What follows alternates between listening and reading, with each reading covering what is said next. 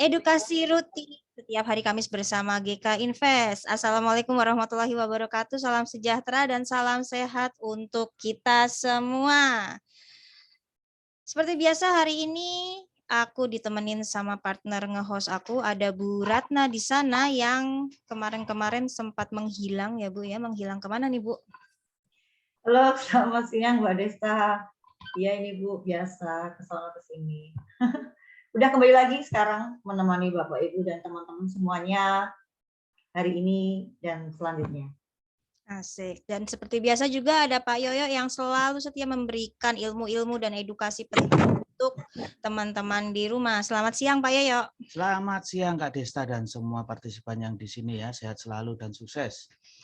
Oke, selamat datang untuk kawan-kawan traders yang baru kali ini mengikuti edukasi. Semoga edukasi hari ini bermanfaat buat teman-teman di rumah semua, baik yang baru bergabung maupun yang sudah sering setiap minggunya ikut edukasi.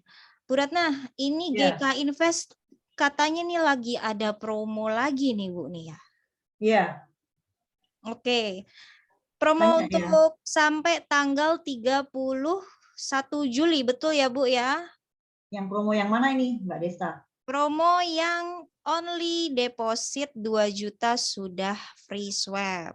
Oh ya, benar. Jadi teman-teman semuanya hanya perlu $200 aja ya buka di GK Invest. Jadi teman-teman sudah bisa menikmati fasilitas untuk free swap. Karena lebih lanjut bisa langsung ya tanya langsung ke pengundang hubungi official GK Invest yang teman-teman di rumah kenal ya. Iya. Oke Bu Ratna, hari ini ada info market terkini apa nih? Iya nih Mbak Dista ya. Hari ini saya akan sedikit memberikan info, mungkin reminder juga bagi teman-teman semuanya yang tentunya sangat melihat ya atau mengamati kalender-kalender apa hari ini yang penting ya, di samping teknikal tidak ada salahnya teman-teman semua juga bisa selalu mengintip kalender ekonomi karena ini juga penting. Ya untuk hari ini Kamis tanggal 23 Juni 2022 ada flash manufacturing PMI dan juga flash service PMI dari Jerman pukul 14.30 waktu Indonesia bagian Barat. Kemudian jam 15.30 juga ada flash manufacturing PMI juga dan flash service dari Inggris. Kemudian dari USA ada jam 20.45 masih sama. Kalender ekonominya masih flash manufacturing PMI dan juga flash service. Dan tentunya yang ditunggu-tunggu oleh semua trader semuanya ya, jam 21.00 waktu Indonesia bagian Barat akan ada pidato Jerome Powell di hari kedua setelah kemarin beliau memberikan pidatonya yang membuat gempar ya untuk semuanya. Ya, beliau mengatakan bahwa akan berkomitmen kuat untuk menurunkan inflasi. Jadi bagi teman-teman yang belum tahu atau mungkin lupa apa itu flash manufacturing PMI, mungkin saya bisa infokan sedikit. Flash manufacturing PMI ini adalah perkiraan manufaktur suatu negara, teman-teman ya, berdasarkan sekitar hampir 85 sampai dengan 90% dari total respon survei ya, Purchasing Managers Index PMI ya, setiap bulannya. Jadi setiap pembacaan flash manufacturing PMI ini apabila di atas 50 itu menunjukkan kondisi yang baik. Sementara jika pembacaan ini di bawah 50 menunjukkan tingkat atau iklim ekonomi ini cenderung tidak baik atau memburuk. Itu mungkin kira-kira gambaran atau deskripsi tentang flash manufacturing PMI. Begitu Mbak Desta untuk kalendernya, atau mungkin masih bisa sedikit ya ngulik-ngulik masalah ini. Mau Mbak Desta dulu mau ngomong promo mungkin, atau saya lanjut langsung? Silahkan Mbak Desta. Promo campaign mungkin masih ada? Gimana? Promo campaign-nya apa? Promo campaign itu masih ada ya Bu Ratna ya? Ya, kalau nggak salah yang holiday campaign ya, itu masih sampai dengan akhir bulan ini teman-teman. Jadi masih bisa ya, masih tanggal 30 Juni ya. Jadi masih bisa. silahkan berlomba-lomba. Kemudian untuk emas tentunya juga masih kayaknya Mbak Desa. Masih. Untuk emas, iya. Mungkin saya sedikit akan cerita tentang, bukan cerita ya, akan ngulas nih market summary ya bagi teman-teman tentang harga emas nih ya. Harga emas ini kayaknya kemarin turun tipis ya. Itu dikarenakan investor masih kembali ke aset berisiko. Jadi harga emas ini kemarin itu turun menjadi 1838 ya per ounce, setelah sebelumnya menyentuh 1849. Ya ini masih karena dorongan kenaikan yang didapatkan karena penurunan dolar Amerika yang tentunya membuat emas lebih terjangkau bagi investor internasional. Terus kemudian masih masalah resesi ya, resesi ini kan terus. Ini juga mengakibatkan harga minyak mentah ini juga turun. Harga minyak mentah ini turun, itu minyak WTI turun di 106 per barel terendah sejak 12 Mei, dan minyak Brent ini juga turun juga di area 111 dolar ya per barel. Terus kemudian ada juga yang suka-suka sama indeks ya. Indeks bursa saham Amerika ini juga berakhir turun ya kemarin, karena setelah pernyataan Powell bahwa Bank Sentral Amerika itu akan berkomitmen kuat untuk menurunkan inflasi. Jadi sementara penurunan tajam harga minyak ini terbebani ya karena saham-saham di sektor energi yang turun hampir 4,2% di bursa S&P 500, dan juga indeks Dow Jones itu juga turun sekitar 0,15%. Terus kemudian ada juga Nasdaq juga turun di 16,22 poin atau sekitar 0,15% ke area 11,053%. Hampir semua bursa saham Amerika turun tipis ya tentunya karena pernyataan Powell kemarin juga.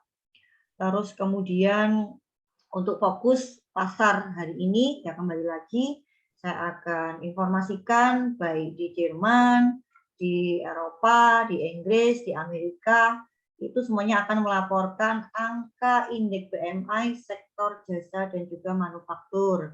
Ketiga wilayah ini diperkirakan akan mengalami penurunan ya. Ini prediksi ya, diyakini karena hasilnya masih ekspansif namun melambat. Karena Amerika sendiri secara khusus di sektor jasa masih akan mengalami kenaikan juga.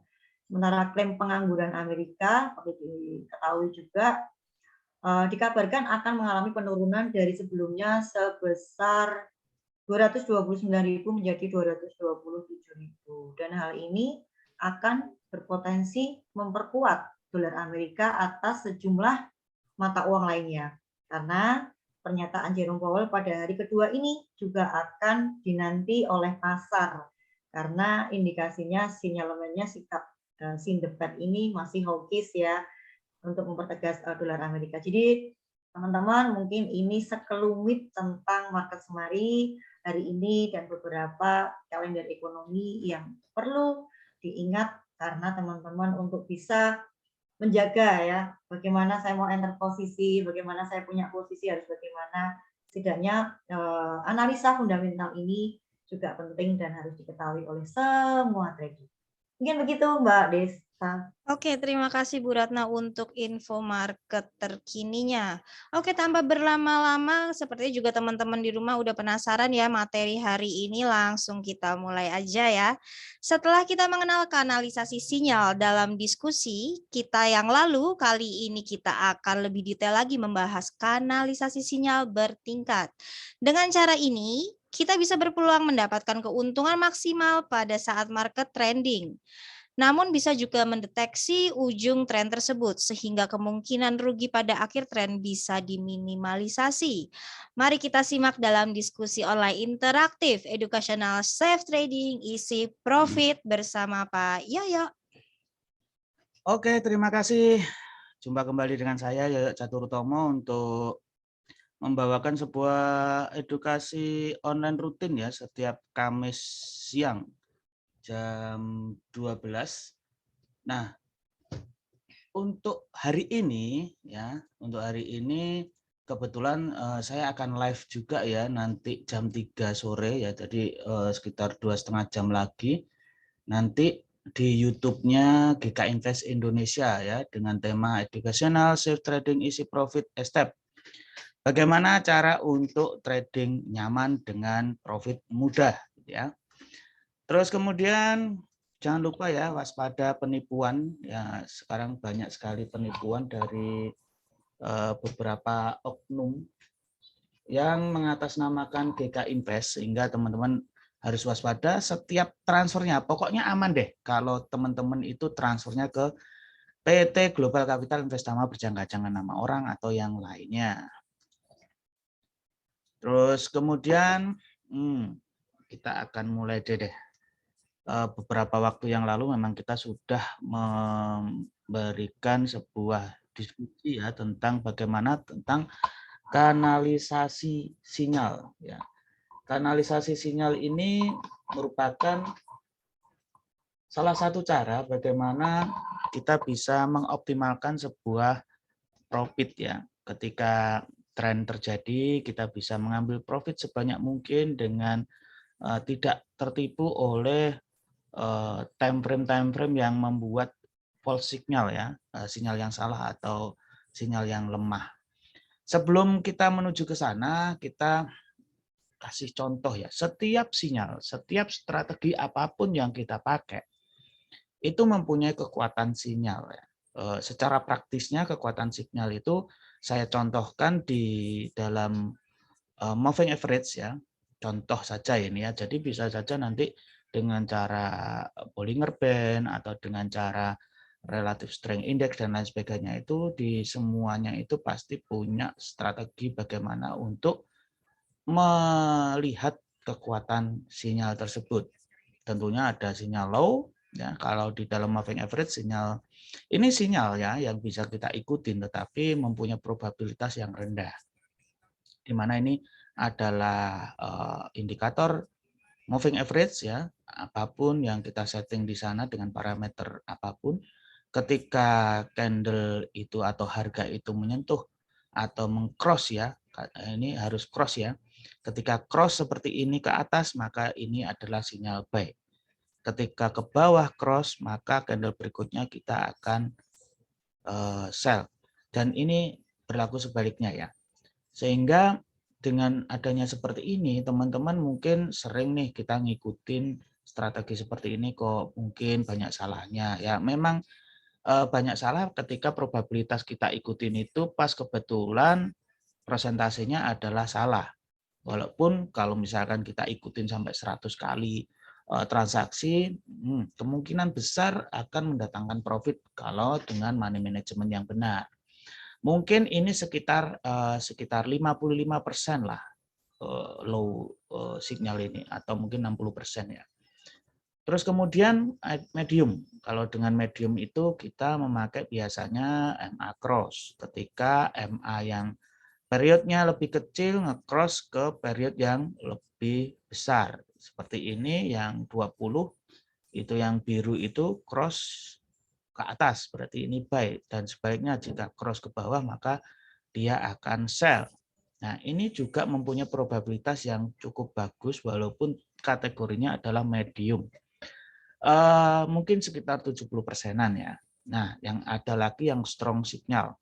Strong signal itu adalah dua MA cross yang digabungkan tetapi mempunyai time frame yang berbeda. Sinyal bidding dan sinyal kanal yang berbeda. Sinyal biddingnya adalah di time frame yang lebih kecil, kemudian ada sinyal kanal yang lebih besar. Ketika sinyal kanal itu mengatakan sell atau downtrend, ya, maka sinyal biddingnya hanya selalu sell saja. Jadi ada filternya. Ini cukup strong ya, mungkin sekitar 80% ke atas. Nah, cara kerja indikator bisa dilihat di MQL5 referensi ya, dengan menu standar library, strategi modul, dan modul of trade signal ini. Jadi kayak seperti ini ya, yang low sinyal ini bisa dilihat di MQL5 reference. Bagaimana untuk kita melihat MQL5 reference ya? Di MetaTrader kita MT5 ya yang kita pakai, ini kelebihannya MT5 salah satunya dengan adanya Meta Editor. Meta Editor itu sekarang simbolnya dengan huruf IDE seperti ini ya.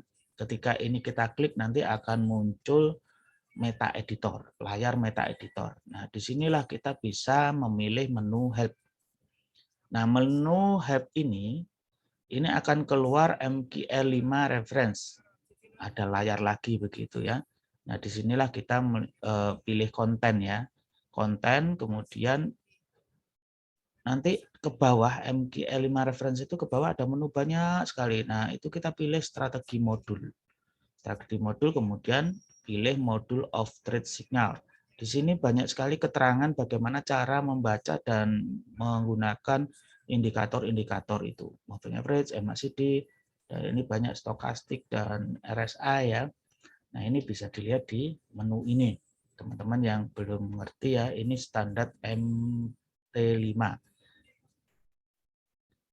Sekarang analogi arah pergerakan harga. Seringkali ya teman-teman trader ya, baik pemula maupun yang sudah mahir, itu sering tertipu oleh adanya sinyal-sinyal yang datang. Saya ini sudah sering mengikuti yang direferensikan oleh MT5 dengan cara baca indikator-indikator itu. Tetapi kok masih ada saja loss. Ya, mungkin itulah kekurang tepatan kita melihat time frame yang ada. Time frame yang ada itu menggambarkan sebuah pergerakan harga yang mana time frame yang lebih besar biasanya menggambarkan sebuah tren yang lebih besar. Tren yang lebih besar tentunya juga mempunyai probabilitas yang lebih bagus, terutama kalau kita mempunyai permodalan yang cukup bagus ya. Ini juga bisa kita analogikan di dalam sebuah tren konvensional. Bagaimana contohnya pada tren konvensional ya, misalkan kita jualan baju begitu. Di dalam jualan baju pun kita harus punya suatu sinyalemen atau indikasi kira-kira pada zaman sekarang ini trennya apa. Misalkan kalau sebelum Lebaran, 2 bulan sebelum Lebaran, 3 bulan sebelum Lebaran, berarti trennya ke arah baju-baju Muslim, misalkan seperti itu kalau kita jualan ya. Jangan melawan arah tren itu. Nah, kemudian mana ujung trennya ya? Ujung trennya setelah Lebaran jelas tentunya ujung trennya terjadi di sana. Mungkin banyak yang jual lebih murah atau mungkin disimpan sampai Lebaran yang tahun depan. Nah, ujung-ujung tren inilah yang kita sering terjebak ya di dalam cara membaca sebuah tren itu. Nah, di sini kita akan coba untuk memberikan solusi bagaimana nanti mendeteksi tren. Kanalisasi yang sebelumnya kita bahas itu ada filternya. Ketika kita mau buy, kalau filternya itu tidak menyatakan buy, maka kita tidak transaksi. Tetapi tentunya tren besar pun punya ujungnya. Nggak ada tren besar itu misalkan buy terus. Nah, ketika di ujung tren itu tetap aja sinyal kanal itu menyatakan buy. Tetapi kita nggak tahu ketika biddingnya itu ya, sinyal bidding itu ketika untuk transaksi itu tetap aja menyatakan sinyal sell gitu misalkan. Tren besarnya juga sell. Kita nggak ngerti ternyata kanal yang besar itu tadi, time frame yang besar itu sudah mulai akan turun. Ya kalau sudah terjadi tentunya kita tahu, oh itu ternyata ujung tren. Tapi kalau belum terjadi, bagaimana caranya? Nah ini akan kita bahas nanti. Nah analoginya ini perlu kita pahami dulu karena kita sering terjebak ya. Saya analogikan sebuah belut yang sedang berenang. Kepalanya itu tentunya arah belut itu juga ngikutin kepalanya. Ini analogi arah pergerakan harga pada setiap time frame-nya ya. Mana kepalanya itu monthly, agak ke bawah weekly, daily, dan seterusnya ujung-ujungnya ini. Kalau kita perhatikan ujung-ujungnya atau ekornya itu lebih cepat sekali bergerak. Lebih cepat bergerak daripada yang di atasnya badannya maupun kepalanya. Kepalanya pelan, agak naik turun. Tapi di dalam ekornya ini sering kanan kiri atas bawah begitu ya. Nah, seperti ini ya. Nah, di sini ekornya ini lebih cepat naik turun naik turun naik turun.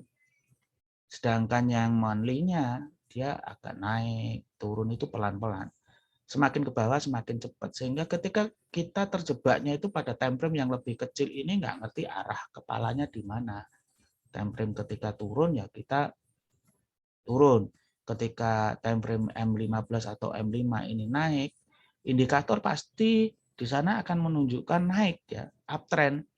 Tapi kalau kita tidak melihat time frame yang lebih besar, maka ketika time frame yang lebih kecil itu menyatakan buy, ya kita nge-buy aja.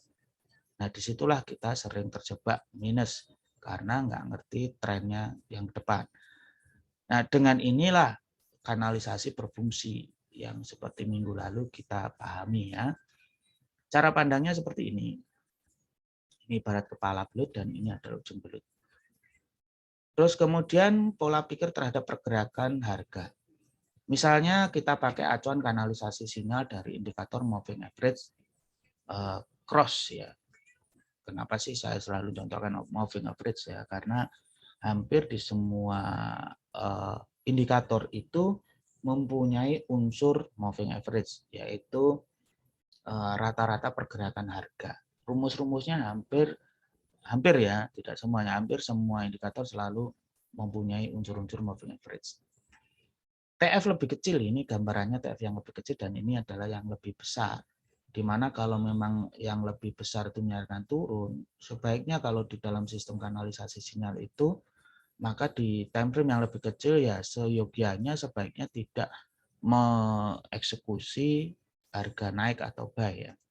Seperti contoh seperti ini cross ke bawah, ini yang hitam ini fast MA, yang merah itu slow MA atau period yang lebih besar. Di sini ke atas buy, kemudian hitam ini dari atas ke bawah cross slow MA maka sell, dan seterusnya ini buy dan ini sell only. Artinya kenapa ini tidak bidding ya? Karena ini hanya sebagai kanal saja, yang lebih besar itu menyatakan bahwa oh kalau di time frame yang lebih besar itu downtrend, sebaiknya time frame yang lebih kecil-kecil ini ya selalu sell aja ya, tidak ada buy-nya. Buy-nya kita hold ya, tunggu saja. Kita harus memang sabar di situ. Takutnya nanti karena pergerakan time frame yang lebih kecil itu sering terjadi atau naik turun itu frekuensinya sering seperti ekor belut itu tadi. Ini adalah kanalisasi yang kita bahas beberapa waktu yang lalu. Nah, ini adalah sinyal biddingnya, ini adalah sinyal kanal. Apa sih sinyal bidding? Sinyal bidding itu adalah sinyal di mana kita mau eksekusi. Sinyal kanal adalah sebagai filternya gitu. Jadi sinyal bidding sebaiknya searah dengan sinyal kanal. Ini adalah kanalisasi. Tapi ya sebelum ini realitanya ya di dalam chart ya. Jadi MA yang H6 itu harus searah ya dengan H1. Kalau H1-nya jadi sinyal bidding, maka jangan melawan sinyal yang lebih time frame yang lebih besar. Dalam kanalisasi sinyal itu, walaupun sudah ada filter, ada sebuah kelemahan. Kelemahannya adalah kan kita ngikutin time frame yang lebih besar. Di ujung time frame yang lebih besar itu, baik itu downtrend maupun uptrend, tentunya time frame yang lebih kecil itu kan bidding sering ya. Misalkan kalau sinyal yang besar itu uptrend, maka buy terus toh. Nah, yang kecil itu akan buy beberapa kali. Nah, ketika di ujung tren tentunya yang time frame besar itu kan mau balik ke bawah atau ke atas ya, tergantung misalkan sinyalnya uptrend mau downtrend, tapi sinyal yang kecil biddingnya itu yang nge-buy terus. Nah, ini bahayanya, bukan bahaya-bahaya banget ya. Karena kalau diprobabilitaskan tentunya lebih banyak benarnya ketika sudah terjadi pembalikan arah ya. Jadi tinggal pasang stop loss saja. Itu solusi pertama. Nah, gambarannya seperti ini ya. Ketika sinyal kanal masih trending, namun sebenarnya sudah mau berbalik arah atau reverse. Disinilah sinyal bidding tetap mengikuti sinyal kanal ya tentunya. dan masih menyisakan posisi yang belum close setelah adanya pembalikan sinyal. Si posisi yang belum close itu tentunya karena akibat dari biddingnya sinyal-sinyal kecil tadi ya, time frame yang lebih kecil. Dari sini bisa dipahami ya maksudnya ya.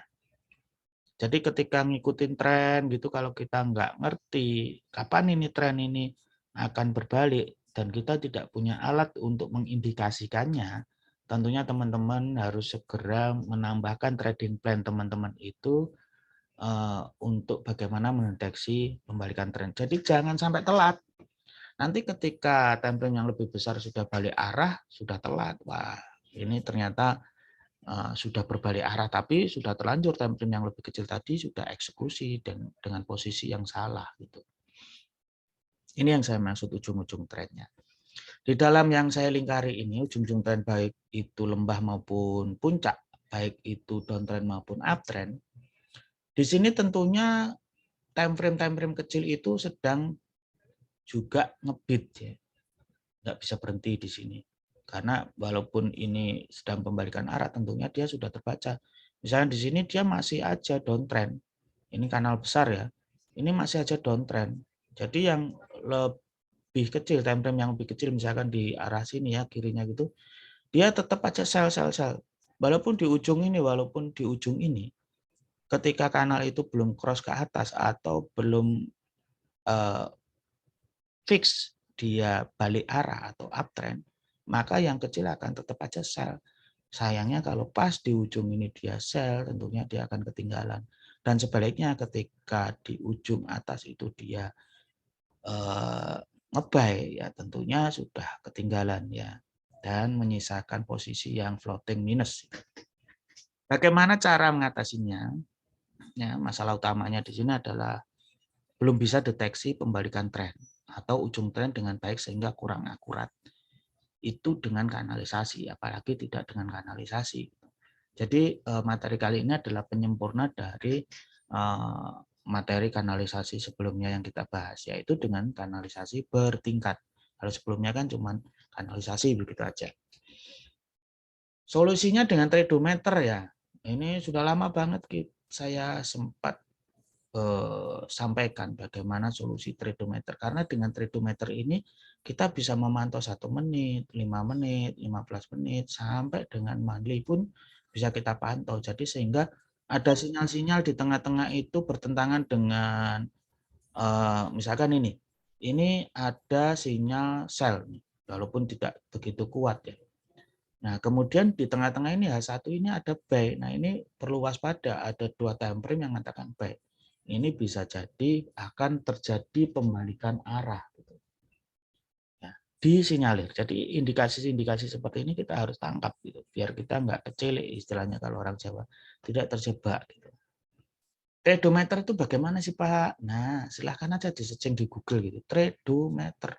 Nanti akan muncul penjelasannya di sana. Tradometer. Namun sekarang ini kita tidak bahas tradometer ya. Yang kita bahas adalah bagaimana kanalisasi bertingkat ya. Ada 2 kanal medium dan long tentunya. Kalau yang sebelumnya tadi adalah kanal gitu aja. No bid artinya bagaimana kondisi kita tidak boleh untuk transaksi, tidak dianjurkan ya. Yaitu ketika kalau kita mau sell ternyata kanalnya up ya seperti ini. Ini adalah time frame M15. Ini contoh aja ya teman-teman. Yaitu time frame yang small atau time frame di sinilah untuk kita bidding. Ketika di sini sell, di sana buy, di sini sell, di sana buy, di sana sell. Difilter oleh time frame yang lebih besar, medium. Ini harus searah gitu. Kalau nggak searah seperti ini up, ini down. Berarti sell-nya ini no bid. Dia keluar sinyal sell tapi tidak bidding. Terfilter oleh medium ini.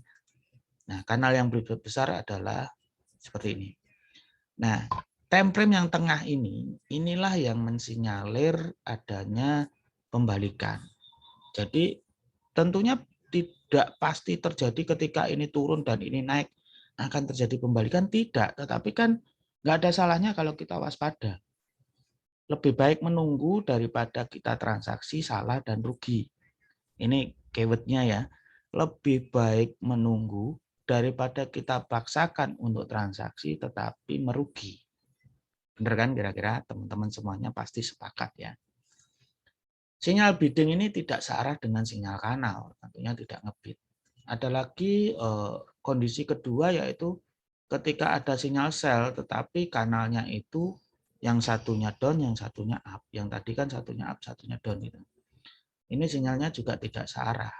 Bahkan kalau terjadi ini up, longnya up dan yang tengah medium itu down, inilah yang saya maksud tadi adalah bisa dijadikan deteksi pembalikan arah harga. Walaupun tidak tentu, tidak pasti ini menjadi tanda pembalikan arah. Tapi sekali lagi ini adalah tanda kita harus waspada. Ibaratnya lampu merah ya kuning di sini. Lebih baik nunggu daripada kita bablas ditabrak dari kanan kiri gitu ya. Yang kondisi berikutnya adalah kita tidak ngebid ketika kondisi seperti ini. Nah, ini juga ada sinyalmen ketika longnya itu downtrend, ini yang tengah ini uptrend, maka ini bisa dijadikan sinyal pembalikan arah tadi. Tapi ini tidak ngebid, jadi kedua kondisi yang tadi itu mending menunggu ya. Bagaimana sekarang kondisi bidding yang dianjurkan, yaitu ketika time frame yang lebih kecil itu down atau sell, mengeluarkan sinyal sell, didukung oleh time frame medium dan time frame long. Jadi ini searah semua. Lebih baik menunggu daripada kita paksakan transaksi, merugi. Ya, ingat-ingat itu. Jadi ya apa salahnya Ki? Kita menunggu ketiga-tiganya ini menyatakan satu arah. Sell dan demikian juga tentang bidding buy. Seperti ini kondisinya. Buy dan ketika semua time frame itu searah ya. Jadi yang saya maksud dengan deteksi tren untuk mendeteksi ujung tren itu dengan time frame medium, dengan kanal yang di tengah ini. Ada pertanyaan? Silakan kalau ada pertanyaan sebelum saya praktekkan ya. Ya. Nggak ada pertanyaan ya. Kalau ada pertanyaan langsung aja chat yang di bawah ya. Chat di kotak Zoom. Ini saya contohkan kanalisasi bertingkat. Tambah bingung gua iki. Yang mana yang bingung bosku? Contohnya begini ya Pak Irman. Yang menyatakan bingung, mungkin Pak Adi bingung nggak Pak Adi? Ini Pak Adi bingung, wah gawat. Yang lainnya bisa bingung semua. Intinya begini. Kita ini membuat sebuah kanal-kanal. Kalau yang kemarin kan cuma satu kanal aja. Kalau kali ini ada dua kanal, kanal medium dan kanal long. Sehingga kita bisa mendeteksi tren. Kuncinya kan bagaimana cara mendeteksi tren. Kita untuk eksekusi itu di sinyal yang paling kecil. Ini contoh aja ya, time frame M15, H1, ataupun daily ini contoh. Bisa juga dengan M30, H4, dan daily gitu ya misalkan ya. Ini kita perhatikan ini saja. Jadi kalau kita mau ngebid, perhatikan yang ini. Ini yang kuning ini lebih besar, yang putih ini lebih kecil. Sehingga kita nunggu buy di sini. Kasarannya begitu ya, nunggu buy. Tapi ibaratnya ini ketika kita mau nge-buy, itu kita misalkan kita mau memberi keputusan ini kepala desa gitu. Kan nunggu keputusan persetujuan dari Pak Camat sama Pak Bupati gitu. Kasarannya seperti ini. Ketika ini buy terjadi, sinyal ini cross ke atas, lihat aja yang kanan. Yang Pak Camat sama Pak Bupatinya dia setuju enggak? Ternyata enggak setuju karena di sini menyatakan downtrend, ini menyatakan downtrend. Kalau ini yang dua pejabat ini enggak menyetujui ya di sini walaupun kita mempunyai sinyal buy ya ditunggu saja. Sampai ini turun cross ke bawah dia akan sell lagi. Untuk emas kebetulan saat ini daily-nya downtrend dan H1-nya downtrend. Lebih baik menunggu ketika ini sudah cross ke atas, kemudian cross lagi ke bawah, baru itu sell. Karena ini sudah menunjukkan time frame yang sama antara H1 dan daily, antara Pak Camat dan Pak Bupati, antara kanal 1 dan kanal 2. Bertingkatnya yang saya maksud seperti itu. Tetapi hati-hati ketika ini buy, sudah buy. Nah, terus kemudian ini turun, ini naiknya drastis gitu, naik ke atas. Tentunya yang tengah ini kan akan cross ke atas. Ketika cross ke atas, walaupun ini nanti kembali cross ke bawah, tunggu. Jangan ngebit. Karena yang tengah ini sudah menyatakan uptrend, tapi daily-nya belum. Gitu. Lebih banyak nunggu dong. Sedikit sekali ngebitnya dong. Mana bisa sabar seperti itu. Nah, itu tadi. Tanamkan pada mindset kita bahwa lebih baik menunggu daripada kita merugi. Ini mindset manajemen, teman-teman. Mindset paling dominan untuk bisa membuat kita sukses. Gimana Pak Herman? Mana yang dibingungkan? Balik lagi hedging plus Pak ya, itu sudah jelas di video minggu lalu ya. Oke, yang ini sudah selesai ya saya kira untuk bagaimana mengatasi cara untuk kita terjebak dalam ujung tren. Caranya seperti ini. Nah, biasanya nih Pak Yoyo itu bagi-bagi tool nih, tool trading khusus untuk kanalisasi ini. Nah, ini sudah ditunggu Pak Hermanto versi EA. Penasaran nih. Nah, versi EA-nya tool trading kita bahasnya tool trading aja ya Pak ya. Karena kalau EA itu sedikit gimana gitu ya. Jadi saya sarankan tool trading yang saya share itu gunakan di akun demo saja ya. Sehingga kita bisa meniru sebagian dan kita filter dengan fundamentalnya. Untuk IE ini sangat spesial sekali ya, bertingkat ini ya. Jadi harus dengan nasabah-nasabah spesial juga. Lebih jelasnya ya hubungi official gitu ya, teman-teman. Oke, saya kira cukup ya, Bu Desta, Bu Ratna gitu. Mungkin ada tambahan atau pertanyaan, monggo beberapa menit lagi gitu. Oke, Terima terima kasih. kasih Pak Yoyo untuk materi pada hari ini. Teman-teman dan kawan traders di rumah, ada yang mau bertanya mungkin karena mumpung masih ada Pak Yoyo nih di sini bisa menjelaskan lebih detail lagi kalau misalnya masih ada yang bingung ya. Dan buat teman-teman juga kalau yang sudah menjadi member GK Invest, kalau ada yang mau private coaching juga boleh ya Pak Yoyo ya.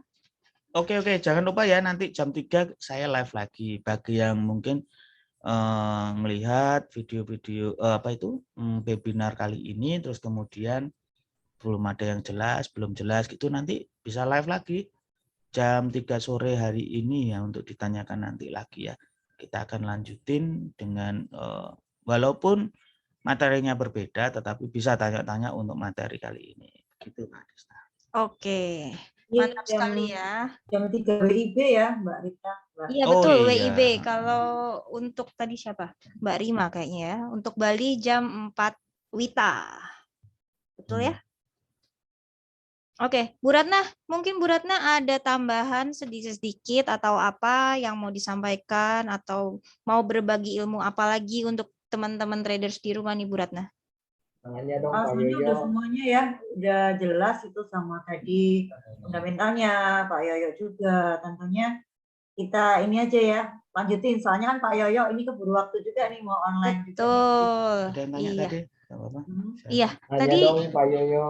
oh boleh silakan Pak Ya, Herman. makasih Bu Desta, Bu Ratna. Pak, mana itu EA-nya nggak ditunjukin sekarang versi live. Belum. Itu sangat spesial sekali. Nasabah khusus spesial banget. Jam 3 Pak ya. Berarti aku japri aja Pak. Oke, itu aja pertanyaannya. Iya, itu aja Pak Yoyo. Makasih Pak. Yuk. Oke, Pak Yoyo, Ada tambahan lagi, Bu Ratna? Udah sih, Mbak Deta. Udah ya, karena Pak Yoyo nanti jam 3 mau ada live streaming lagi. Teman-teman, jam 3 ada live streaming lagi di YouTube-nya GK Invest. Buat teman-teman di rumah yang masih mau belajar bareng GK Invest, nanti jangan lupa jam 3 sore di YouTube channel GK Invest. Gitu ya? Ya. Jadi Oke. ini Mbak Desta, Ya. info aja. Jangan lupa setiap hari Rabu dan Jumat, setiap jam 3 sore itu pasti ada live streaming di GK Invest Indonesia. Jadi teman-teman Oke. Bapak Ibu semua, kalau kepingin tahu cara-cara atau kepingin nambah ilmu tentunya nambah-nambah terus setiap hari, jangan lupa saksikan edukasi webinar rutin GK Invest setiap hari Rabu dan Jumat jam 3 waktu Indonesia bagian Barat. Bersama para narasumber tentunya yang paling keren-keren. Termasuk Pak Yoyo. Iya, keren banget ya GK Invest selalu memberikan edukasi-edukasi yang bermanfaat buat nasabah dan calon nasabahnya ya Bu Ratna ya. Betul.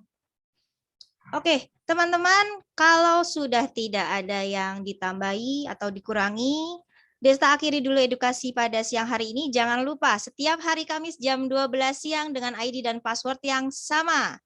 Sampai jumpa minggu depan. See you and salam profit. Salam profit. Salam profit.